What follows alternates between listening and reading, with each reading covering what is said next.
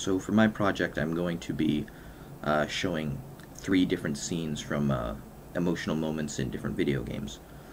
This first scene is from my favorite game of all time called Beyond Good and Evil. It was released in 2003, and in this scene, Jade, the main character, and her friend Double H have just gotten back from a mission, and they're going to... Jade lives at a lighthouse, they're going there.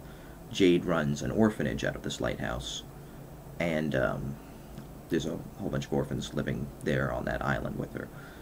And so she sees the lighthouse from the distance, and she sees that it's just been leveled, it's been destroyed. And so she's desperate to find out what's happened and are the orphans okay. And this is what happens. Double H! The lighthouse! They've destroyed it! The kids! Quickly, Miss Jade! There still may be time!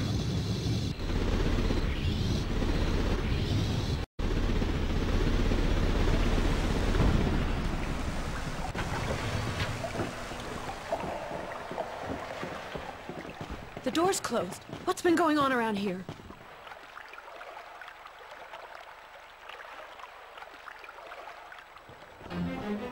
No. No! No! No! Pablo? Ven! Yoa! Careful, Miss Jade. The Alpha sections may still be there. Double H! They've taken the children! Anybody here? Umi! Zaza!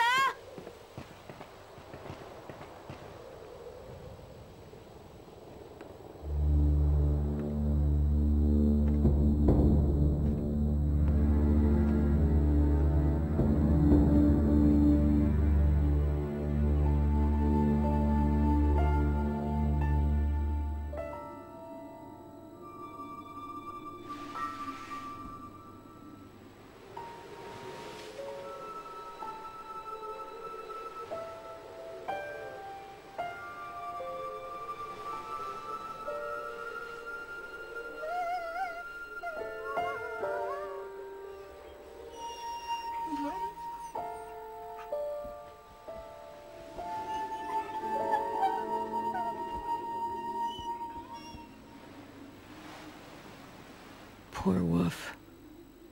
I know how you are. You tried to help them. You told yourself that you wouldn't let them come to any harm. That you'd be there to protect them. I know, boy. But that isn't what actually happened. The kids are gone. And you couldn't do anything. You're here. Alive and well. Who do you think you are? Did you think you'd actually be able to make a difference? Well, Wolf, you were wrong, boy. Completely and utterly wrong. There's nothing anyone can do. There's nothing anyone can We must go now, Miss Jade. do. It's over, Double H. Finished. They're still alive, Miss Jade. Paige, the kids, they're all still alive.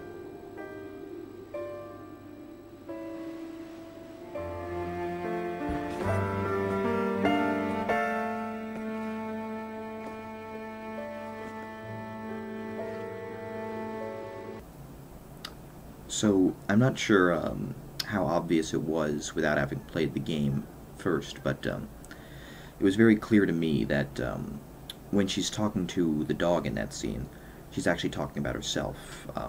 In the game, you're trying to unravel this conspiracy theory, you're trying to make a difference, and at this point in the game, she has no idea what to do next, and for the first time in the game, she's desperate. It's a contrast. Usually, Jade is very composed, she's very sure of herself, very calm, and in control of the situation at all times. In this scene, she's just distraught. She doesn't know where to go next. She thinks she's lost everything. And I gotta give major credit to the voice actress. She really pulls this off. Nowhere else in the game is Jade this low, and it really sort of creates an emotional contrast. The other thing I gotta say is the music. All of the music in the game is great. Here, it goes from, you know, exciting desperation when she first gets to the lighthouse, all the way down to really low lows, just very quickly. And it works. At first, it's exciting. You have no idea what's going to happen. Maybe there's going to be a fight. Maybe they're going to still be there. And then it gets to really low lows with the pianos, very slow, and it works. I think it's a very emotional piece of the game. And yeah. This next scene is from a game called Walking Dead, the game. It's from episode 3. It's an episodic game. And what's just happened is there's two child characters in the game. One is Clementine. She's a little girl that the main character is taking care of. And the other is this kid nicknamed Duck. He's the son of Kenny and Katja, who are two people that you've met in the zombie apocalypse. And what happened was your camp was raided, and Duck was bitten by a zombie in the process. And in this world, zombie bite is 100% fatal. They know it, everybody knows it, but his parents are in denial. And so they finally pull over this train to say, you know, we've got to take care of this. We can't let him turn into a zombie. And this is what happens. Give us a moment to say goodbye. Of course.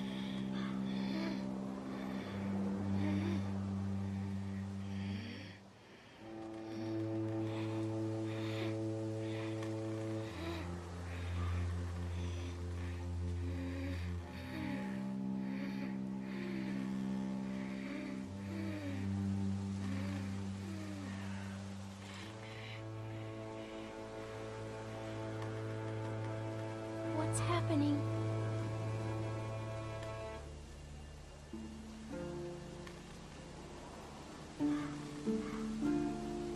Duck is dying.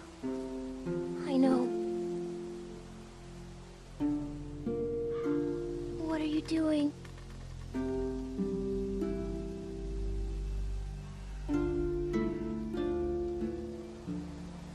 I'm putting him out of his misery. Oh, Yeah. Look, Clem, things are... What the? No! Ben, take Clementine into the train. Go. It'll be fine.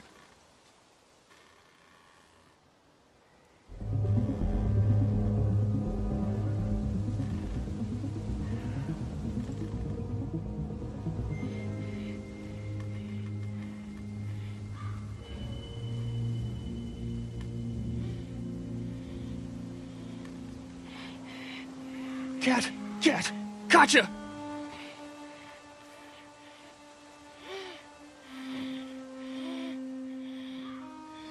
Why? Cat? Honey?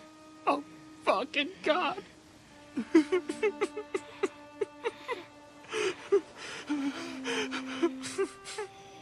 Oh my God. I...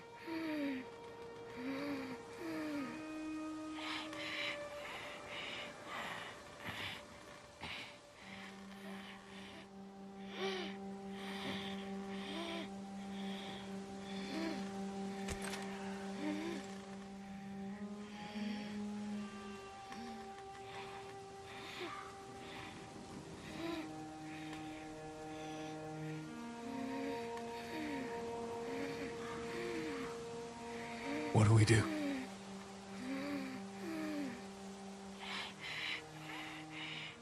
You're his dad. You gotta do this. Just put an end to it, man.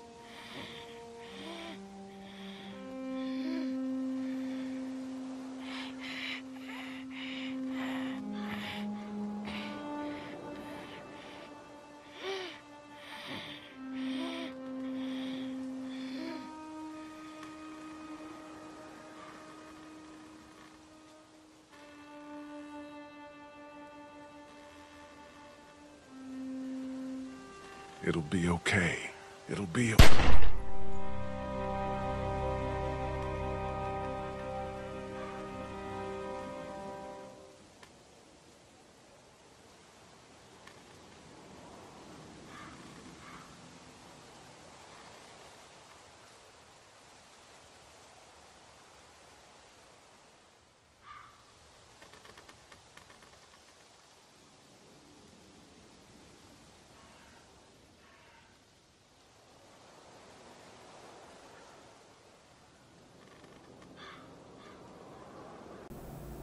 So what I think really does it for that scene is, at this point in the game, you've gotten to know these three characters over the course of 3 episodes.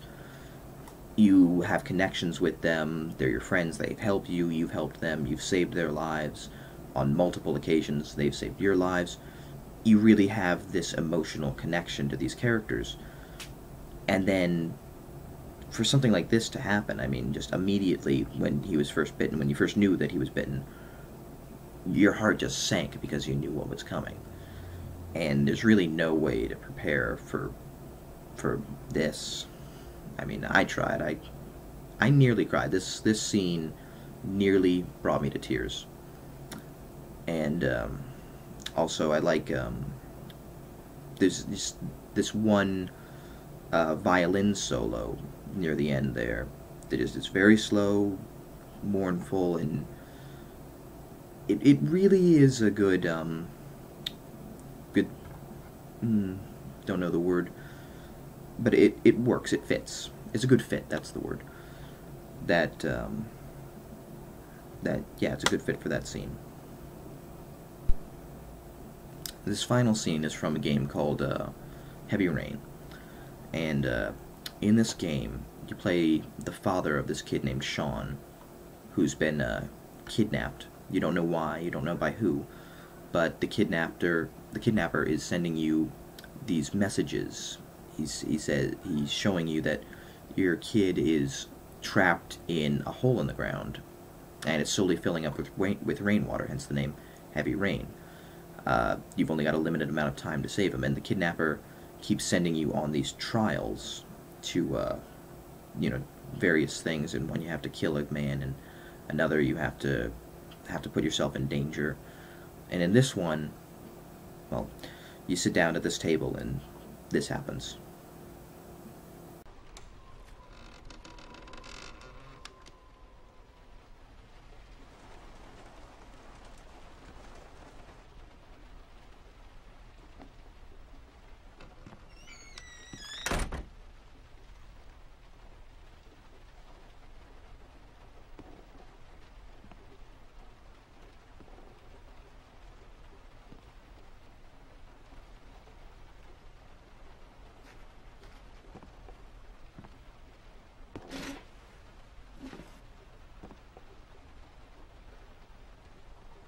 Are you prepared to suffer to save your son? You have 5 minutes to cut off the last section of one of your fingers in front of the camera. If you succeed, you will get your reward.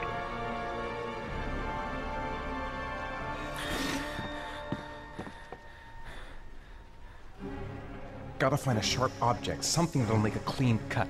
I don't want to have to start hacking away at it.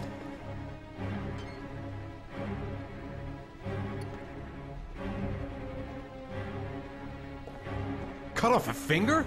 No way!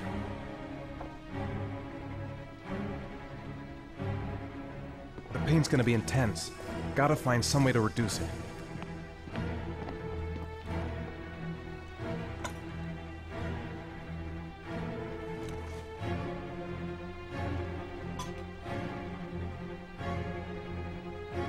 I can't cut off my own finger. I just can't do it. I want to save Sean. I'd do anything. Anything but that.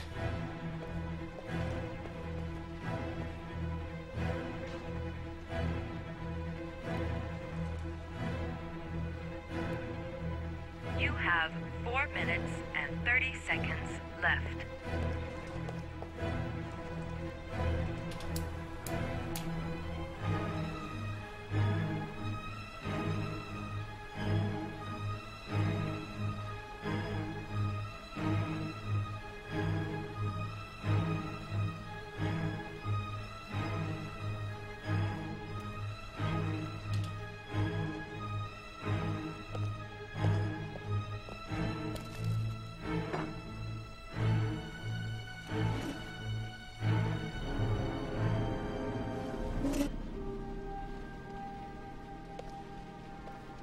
I have to go through with it. I have no choice, for Sean's sake.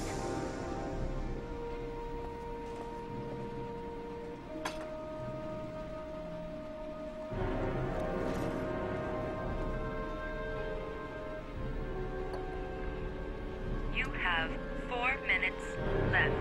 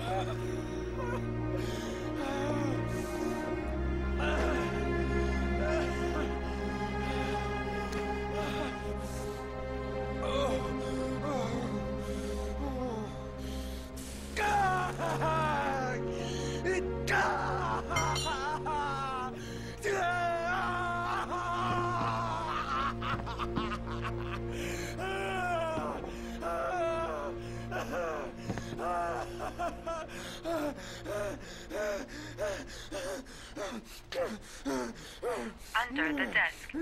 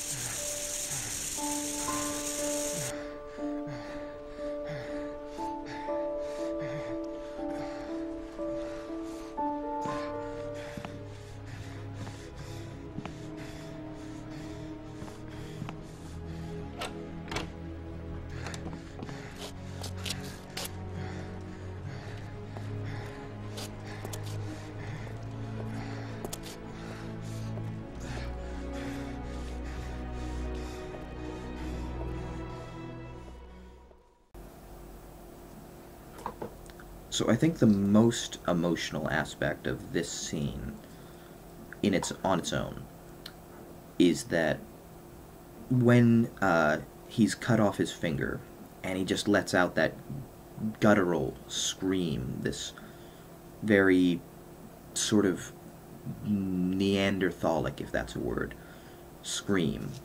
It triggers a very base emotion. Like, humans are trained to recognize the sound of other humans in pain and peril.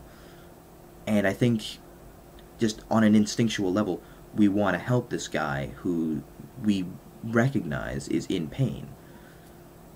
And, well, yeah, I mean, it's... You can't really get much more emotional than just an instinctual emotion. And I think that's really the strongest thing about this scene on its own. I mean, if you play the whole game through, then there are other emotional things going on in this scene.